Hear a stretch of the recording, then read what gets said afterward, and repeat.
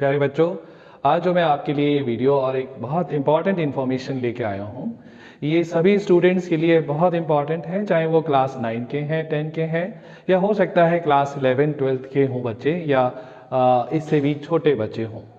तो बच्चों, आज का जो इम्पॉर्टेंट टॉपिक है वो है कि जो हमारे पास में सब्जेक्ट और स्ट्रीम्स के ऑप्शंस होते हैं, जब हम क्लास 10th पास कर लेते हैं सीबीएसई बोर्ड में और हमसे कहा जाता है कि भाई आप अपने सब्जेक्ट चूज़ कर लीजिए, आप अपनी स्ट्रीम चूज़ कर लीजिए, तो ज़्यादातर बच्चे उसमें से जो है वो साइंस को ऑप्ट करते हैं। और उसका रीजंस क्या है और ये ठीक भी है या नहीं ठीक है, या क्या चीज़ हम कर सकते हैं, इस सारी जानकारी को लेके मैं आज का वीडियो आपके पास में लेके आया हूँ। तो स्टार्ट करते हैं बच्चों। सबसे पहले बच्चों मैं आपको बताना चाहूँगा कि after class 10 when you come to class 11, तो दैट टाइम आपसे पूछा जाता है कि भाई आप अपनी स्ट्रीम का सिलेक्शन कर लें। जो मेजर स्ट्रीम हमें सीबीएसई स्कूल्स में ऑफर की जाती हैं वो है साइंस, ह्यूमैनिटी या कॉमर्स, राइट। इनमें से कोई एक स्ट्रीम जो है वो बच्चों को चूज करनी होती है। साइंस अगर चूज करते हैं तो English, chemistry, physics, maths, bio और कुछ other subject like information practice, computers etcetera, physical education, ये सारे सब्जेक्ट्स जो हैं वो बच्चों को मिलते हैं। और अगर हम कॉमर्स ऑप्ट करते हैं, बच्चे कॉमर्स ऑप्ट करते हैं, तो English, accounts, business studies, right, economics और other subject like informatics, computers etcetera, mathematics, ये उनको जो है वो चॉइसेस मिलती हैं जिसमें से उन्हें चूज करना होता है।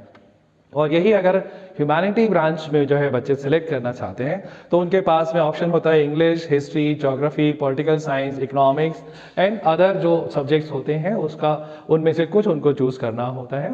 मोर ओवर क्लास 10 से 11th आने में ये तीन मेजर स्ट्रीम जो है वो बच्चों को मिलती हैं, यानी कि साइंस, कॉमर्स और ह्यूमैनिटी। और उनमें काफ़ी सारे सब्जेक्ट जो है वो स्कूल की तरफ से फिक्स होते हैं और कुछ सब्जेक्ट में उनको चॉइस मिलती है, राइट। रियलिटी क्या है बच्चों कि सीबीएसई जो है वो कोई बहुत हार्ड सब्जेक्ट कॉम्बिनेशन प्रिस्क्राइब नहीं करता है। सीबीएसई की तरफ से कुछ मोटी मोटी गाइडलाइन है कि लैंग्वेजेस कितनी होना चाहिए क्लास 10th में या 11th 12th में, राइट। ये सब्जेक्ट इस सब्जेक्ट के साथ में ऑप्ट नहीं होगा। अदरवाइज देखा जाए तो बहुत सारे सब्जेक्ट्स जो है वो सीबीएसई की तरफ से ऑफर किए जाते हैं। जैसे अगर आप देखेंगे तो artificial intelligence, beauty and wellness, ये सारे के सारे सब्जेक्ट्स वो हैं जो शायद आपने सुने भी नहीं हो। इनको हम स्किल सब्जेक्ट कहते हैं या इनको हम वोकेशनल सब्जेक्ट्स कहते हैं, right. Automotive, introduction to financial market, introduction to tourism, beauty and wellness, agriculture, food production, front office operation, banking and insurance etcetera etcetera. बहुत सारे सब्जेक्ट्स जो हैं वो सीबीएसई की तरफ से ऑफर किए जाते हैं। पर चूंकि स्कूल के पास में एक टाइम टेबल के कॉन्स्टेंट्स होते हैं तो स्कूल ये सारे सब्जेक्ट्स में से कुछ सब्जेक्ट जो है वो अपने यहाँ लगाता है और बच्चों को ऑफर भी करता है, लेकिन सारे सब्जेक्ट हर स्कूल ऑफर कर दे ये स्कूलों के लिए पॉसिबल नहीं होता है और ज़्यादातर बच्चों को इनकी जानकारी भी नहीं होती है। लेकिन ये सारा कुछ होने के बाद में जो है बच्चे जो है जो ज़्यादातर ऑप्ट करते हैं वो साइंस, कॉमर्स और ह्यूमैनिटी के सब्जेक्ट ही ऑप्ट करते हैं। बहुत ही कम बच्चे होते हैं जो ऑफ ट्रैक जाके कुछ वोकेशनल सब्जेक्ट्स या कुछ अदर सब्जेक्ट्स जो है वो ऑप्ट करते हैं। ज़्यादातर इन्हीं सब्जेक्ट्स में से जो है वो, यानी कि साइंस, कॉमर्स और ह्यूमैनिटी ब्रांच में से ही सब्जेक्ट जो है वो ऑप्ट करते हैं और वही स्कूल की तरफ से भी जो है उनको ऑप्शंस प्रोवाइड किए जाते हैं। लेकिन जो आज का टॉपिक है बच्चों वो ये कि आउट ऑफ दिस ये सारे के सारे जो सब्जेक्ट्स हैं साइंस, कॉमर्स और ह्यूमैनिटी में से भी ज़्यादातर बच्चे जो है वो साइंस के लिए जो है वो अपना चुनाव करते हैं, उस ऑप्शन को वो चुनते हैं। तो बच्चों, ये जो साइंस का जो सिलेक्शन है ये बच्चे क्यों करते हैं और उसके क्या रीजंस हैं, और ये सारा कुछ जो है वो हम लोग एक बार डिस्कस करना चाह रहे हैं आप लोगों के साथ में। कुछ इंपॉर्टेंट फैक्ट्स हैं जो मैं बच्चों के सामने रखना चाह रहा हूँ कि पेरेंट्स भी अगर इस वीडियो को देख रहे हैं तो उनको भी बहुत इंपॉर्टेंट बातें हैं जो ध्यान से देखना चाहिए। और हमारे इंडिया में ख़ास तौर पे जो स्मॉलर टाउन्स हैं, जो छोटे शहर हैं, उसमें बच्चे साइंस ज़्यादा लेते हैं और जो बड़े शहर हैं उसमें जो है वो साइंस का रेशो उतना फेवरेबल नहीं होता है जितना छोटे शहर में होता है। ये फैक्ट है, इसको आप कभी भी कहीं पे भी गूगल करके आप चेक कर सकते हैं। दूसरा फैक्ट जो मैं आपके सामने रखना चाहता हूँ कि पूरी दुनिया में, चलो ये तो इंडिया की बात हो गई कि छोटे शहर में साइंस ज़्यादा लेते हैं, बड़े शहर में इतने साइंस के लिए क्रेज़ नहीं है जितना छोटे शहर में। पूरी दुनिया का क्या रेशो है बच्चों? पूरी दुनिया में भी साइंस को जो है लेने वाले परसेंटेज जो है वो कम होता है, और कॉमर्स और ह्यूमैनिटी और बाकी सब्जेक्ट्स को जो है वो लेने का जो उनका रेशो होता है वो ज़्यादा होता है। तीसरी बात कि अभी जो CUET हुआ, आपको मालूम होगा सेंट्रल यूनिवर्सिटी एंट्रेंस टेस्ट, जो इंडिया के टॉप बेस्ट कॉलेजेस हैं उसमें एडमिशन के लिए, जिसमें Delhi University, Aligarh Muslim University, Banaras Hindu University, Hyderabad University, बहुत सारी सेंट्रल यूनिवर्सिटीज़ जो वर्ल्ड में जिनकी रैंकिंग है इंडिया में टॉप हैं, उनके लिए एंट्रेंस के लिए एग्ज़ाम हुआ। अभी जो 23 का डेटा है, जो अभी जस्ट एग्ज़ाम हुआ, एडमिशन फिनिश हुए हैं, 16.85 लाख स्टूडेंट जो है वो टोटल एग्ज़ाम में बैठे, और उनमें ज़्यादातर का जो फर्स्ट प्रायोरिटी थी वो साइंस नहीं थी। आप अगर और देखेंगे कि पहले और दूसरे राउंड में economics, political science, English, commerce, BBA, इसकी सारी के सारी सीटें जो हैं वो फुल हो गई, और स्ट्रीम की जो सीटें हैं बच्चों वो जो है वो सेकंड राउंड और थर्ड राउंड के बाद भी जो है वो उतनी जल्दी से नहीं भरी, वो काफ़ी सारी उसमें से खाली भी रह गई। तो हमें ये सोचना चाहिए कि इतने सारे बच्चे, 16.85 लाख बच्चे, यानी कि इंडिया के लगभग 17 लाख बच्चों ने जब उनका ऑप्शन लॉक करने का नंबर आया तो उसमें जो है वो साइंस के लिए इतना क्रेज़ नहीं था जितना जो है वो हमारे आसपास और स्कूलों में एडमिशन के टाइम में 11th-12th में बच्चों में साइंस का क्रेज़ होता है। कि अगर आप बच्चों इसको देखना चाहें कि ये एक compendium of professional courses after +2, right, और ये एक CBSE की बुकलेट है, और इसमें जो है बहुत सारे प्रोफेशनल कोर्सेज और उनमें कौन कौन से कॉलेजेस अवेलेबल हैं, उसका क्या सिलेबस है, क्या जॉब ऑप्शंस हैं उसमें, राइट, इस सबको लेके एक CBSE ने बुक पब्लिश की है, ऑनलाइन अवेलेबल है, बच्चे गूगल भी कर सकते हैं, और नहीं तो मैं इसका लिंक जो है इस वीडियो के नीचे जो है डिस्क्रिप्शन में दे दूंगा। और इसमें अगर आप देखेंगे कि टोटल 113 कोर्सेज दे रखे हैं इसके अंदर, और आउट ऑफ 113 जो है केवल 53 कोर्सेज ऐसे हैं जिनके अंदर साइंस की ज़रूरत है। और इन 53 में भी अगर बच्चे देखेंगे तो बच्चों एक से लेके लगभग आप देखते जाइए इसके अंदर एक से लेके लगभग जो है वो 25 तक, यानी फर्स्ट टू 25 केवल इंजीनियरिंग के ही कोर्सेज हैं, अलग अलग इंजीनियरिंग के, राइट। उसके बाद में जो है आपके टेक्सटाइल और बहुत सारे कोर्सेज जो हैं वो इसके अंदर दे रखे हैं, और metrology, mining engineering, physical science, polymer engineering, robotics, textile engineering, computer application, computer science, cyber security, earth science, geography, fisheries, floriculture, horticulture, food technology, forestry, oceanography, statistical science, veterinary science, wild life biology, zoology, Ayurveda, BMS, dental, homeopathy, naturopathy, pharmacy, Siddha and Unani. कुल मिला के 113 में से 53 courses ऐसे हैं जिसके लिए science compulsory है। इसका मतलब 60 कोर्सेज ऐसे हैं जिसमें साइंस की जरूरत नहीं है।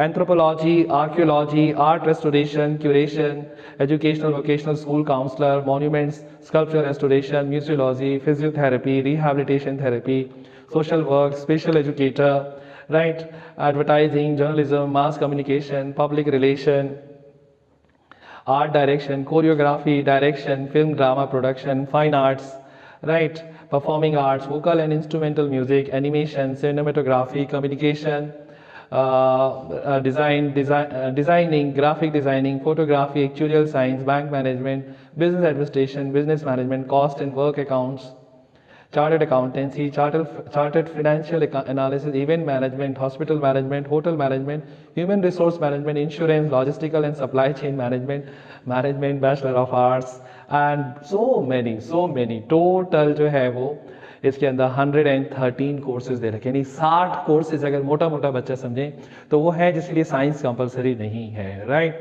और लगभग 53 कोर्सेज ऐसे जिनके लिए साइंस कंपलसरी है। ये सीबीएसई की बुकलेट है, मैं डिस्क्रिप्शन में लिंक दे दूंगा, ऑनलाइन भी अवेलेबल है। इसके अलावा भी बहुत सारे कोर्सेज हो सकते हैं, मैं ये नहीं कह रहा हूँ कि यही कोर्स हैं, बट अगर इस बुक को अगर हम माने तो कोर्सेज साइंस के लगभग 1 से लेके 25-30 तक तो केवल इंजीनियरिंग के, लगभग 10-12 कोर्सेज मेडिकल के, और बहुत अलग अलग ऑप्शन जो हैं इसके में इंजीनियरिंग और मेडिकल के अलावा काफ़ी कम है। जबकि अगर आप नॉन साइंस कोर्सेज में देखें तो बहुत वैरायटी के कोर्सेज जो हैं वो अवेलेबल हैं इसके अंदर, right.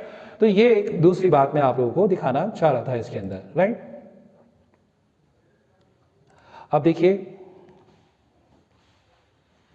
So the question remains, जब ये सारी बातें हैं कि भाई सीयूईटी में बच्चों ने जो है वो ज़्यादा साइंस के कोर्सेज को प्रेफरेंस नहीं दिया, बड़े शहर के बच्चे जो है वो साइंस ज़्यादा नहीं ऑप्ट करते हैं, वर्ल्ड वाइड भी साइंस के लिए बहुत ज़्यादा फेवरिज्म नहीं है, बच्चे नॉन साइंस कोर्सेज को ज़्यादा जाते हैं।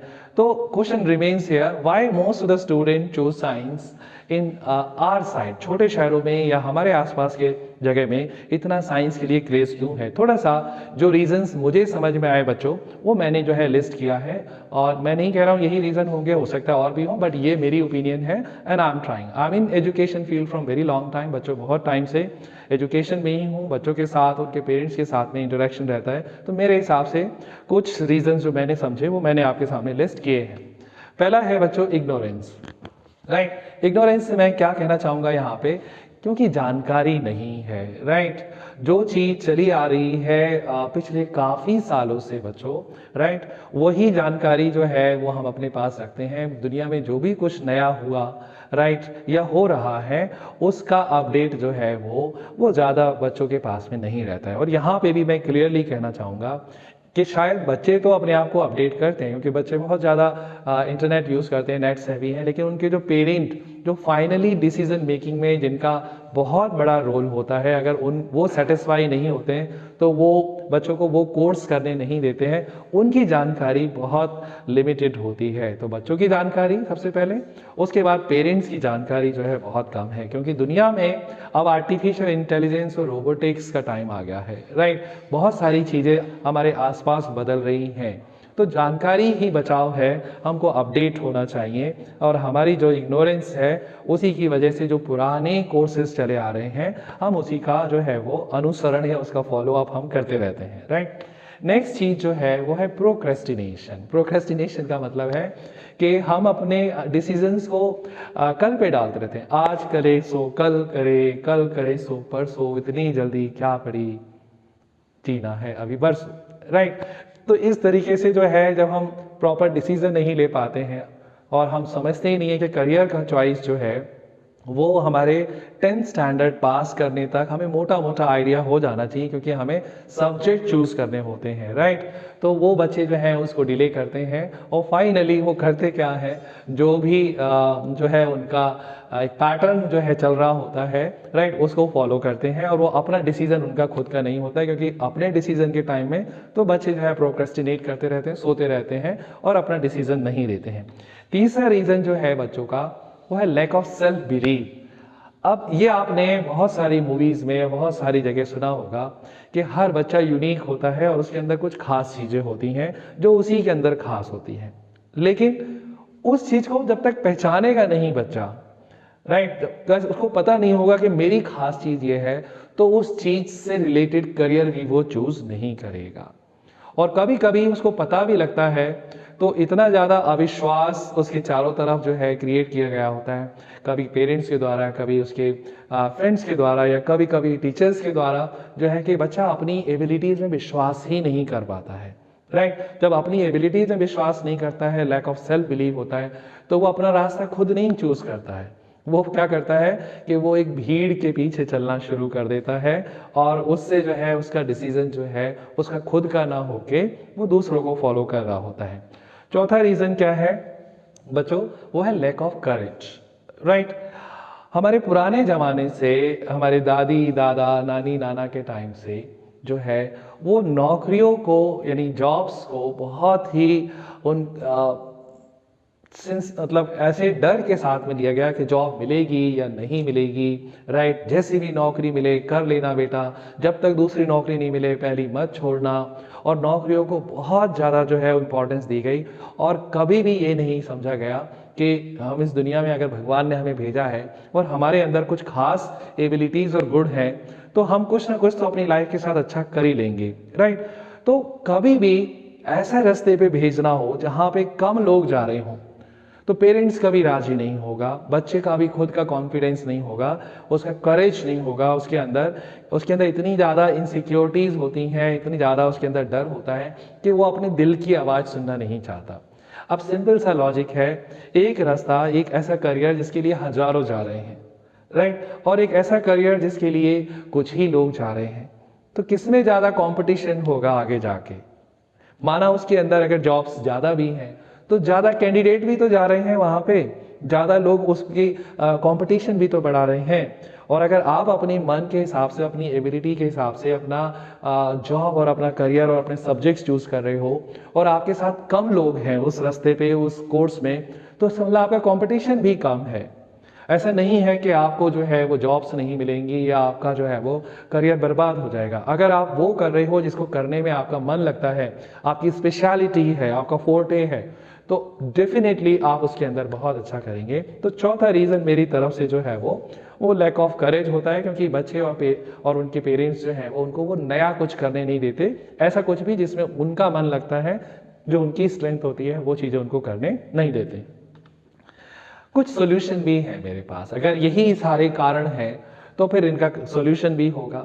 देखो, बहुत सारी चीज़ें तो बहुत आसानी से हैंडल करी जा सकती हैं, जैसे इग्नोरेंस है, राइट।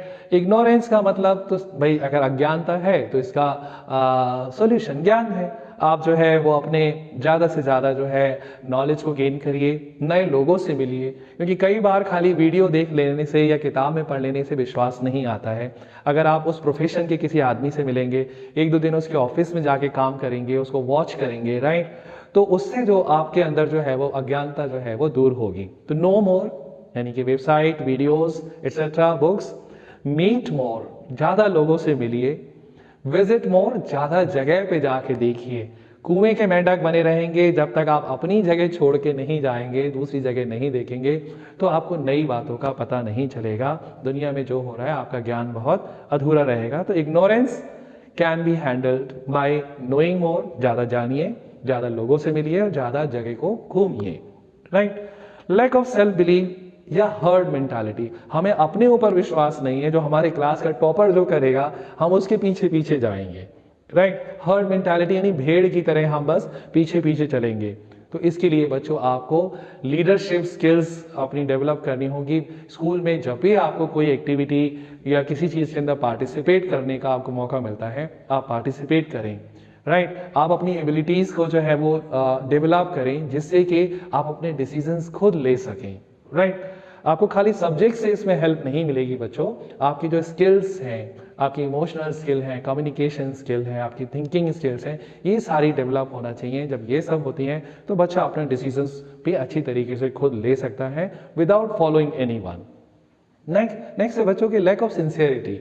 हम लोग जो है वो प्रोक्रेस्टिनेट ही करते रहते हैं, राइट। हमारा टाइम जो है वो बीतता ही जाता है, राइट। तो अगर आप बच्चों, मैं तो यही कहूँगा कि अगर आप प्रोक्रेस्टिनेट करते रहेंगे और चीज़ें नहीं सीखेंगे, तो लाइफ जो है वो आपको सिखाएगी ज़रूर, लेकिन लाइफ के सिखाने का तरीका बहुत हार्ड होता है। और जब ज़िंदगी सिखाती है तो सीख तो हम सब जाते हैं, लेकिन वो दर्द बहुत होता है उस टाइम पे, और हो सकता है वो टाइम भी हमारा अच्छा नहीं हो और हमारा जो टाइम सीखने का है वो निकल चुका है। तो बहुत ज़रूरी है। लैक ऑफ करेज, साहस नहीं है। पता तो है कि हमको ये करना है, पता है कि हम इसमें बहुत अच्छे हैं, लेकिन फिर भी हम कर नहीं पा रहे हैं क्योंकि हमें डर लग रहा है, हम बहुत ज़्यादा जो है वो हमारे अंदर कॉन्फिडेंस नहीं है, राइट। तो इसके लिए बच्चों जो है आपको अपनी एबिलिटी से विश्वास करना ही होगा, राइट। आप कुछ भी करिए, कुछ भी अगर आपकी पसंद का है और जिस कॉलेज में आप गए हैं उसने आपको रियल में कुछ स्किल्स दिए हैं, अच्छा कॉलेज है, खाली नाम के लिए नहीं है कि कागज हाथ में दे दिया और आप बेरोजगार बन के घूम रहे हैं। अगर कॉलेज अच्छा है और कोर्स आपकी पसंद का है और आपकी स्ट्रेंथ है, आपको ज़िंदगी में कोई भी जो है वो हरा नहीं सकता, आपका करियर जो है वो बहुत ज़्यादा सक्सेसफुल होगा उसके अंदर, राइट। इस सारे के सारे डिस्कशन को अगर मैं सम अप करूं बच्चों, तो हमने जो है अभी, मैं ये नहीं कहता कि आप इस वीडियो के बाद में इस पर विश्वास ही कर लें और बिल्कुल जैसा मैं कह रहा हूं वैसा करना शुरू कर दें, बट कम से कम इन चीज़ों पे विचार जरूर करें। अगर आप 9th-10th में हैं तो आपको 10th के बाद में सब्जेक्ट चूज करना है। अगर आप 11th-12th में हैं तो आपको 12th के बाद में अपनी कौन सा प्रोफेशनल कोर्स चूज करना है उस पर आपको विचार करना है, राइट। मैंने आपको ये कोशिश करी बताने की कि साइंस, कॉमर्स, ह्यूमैनिटी, राइट, ये सारे ही कोर्सेज में, सारे ही स्ट्रीम्स में बहुत सारे बहुत ही वंडरफुल, बहुत आश्चर्यजनक कोर्सेज अवेलेबल हैं। आपको अपनी स्ट्रेंथ के हिसाब से अपने कोर्स का चुनाव करना है। कॉलेज अच्छा होना चाहिए। जो चीज़ें आपको ये सब करने से रोकती हैं वो भी मैंने आपको बताया, राइट। अगर आप उन सब चीज़ों का ध्यान रखेंगे तो आपका जो स्ट्रीम का और सब्जेक्ट का सिलेक्शन बिल्कुल सही होगा और आप अपने राइट करियर, अपनी ज़िंदगी के अच्छे भविष्य के लिए आप अपने कदम जो है वो बढ़ा पाएंगे। What I am suggesting you, be free and fearless while choosing your stream and subject. All the best, student, from my side. God bless you all.